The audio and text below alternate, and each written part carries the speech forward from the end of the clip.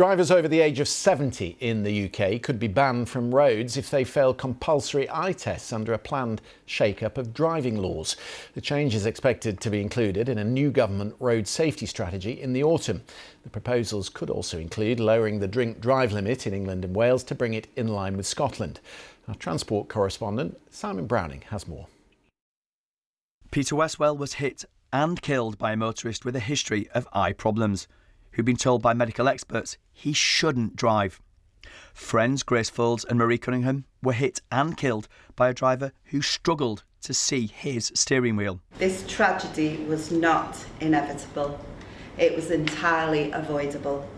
And we are left grappling with the painful truth that if this man had acted responsibly, our mum would still be with us. Family tragedies like these seem to have prompted ministers to consider a huge shake-up of road safety laws. Compulsory eye tests for the over-70s in Great Britain every 3 years would be a substantial revision. Currently, for older drivers, you have to make a self-declaration when you're 70 years old and you declare that your eyesight is good. Under these proposals, it would be mandatory to do a test.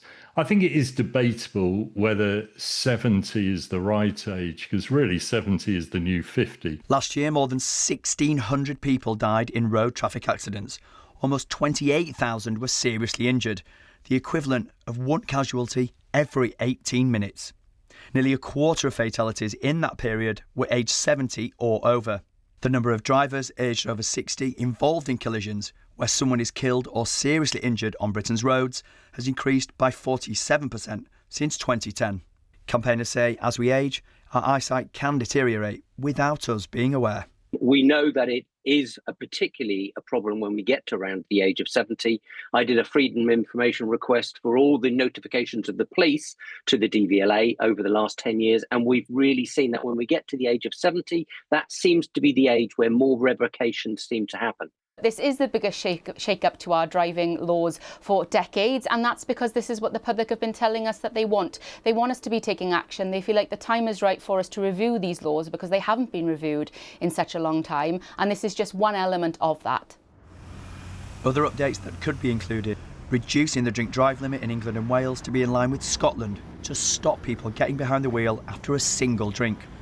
Tests for dementia, saliva tests so police can check for drug driving. But the government has reiterated it is not currently looking at the introduction of graduated licences for younger drivers who've passed their tests, something bereaved parents have called for. Full details of the updated road safety strategy are expected in the autumn. Drivers should expect big changes in an effort to bring down the numbers killed and injured on our roads every single day. Simon Browning, BBC News.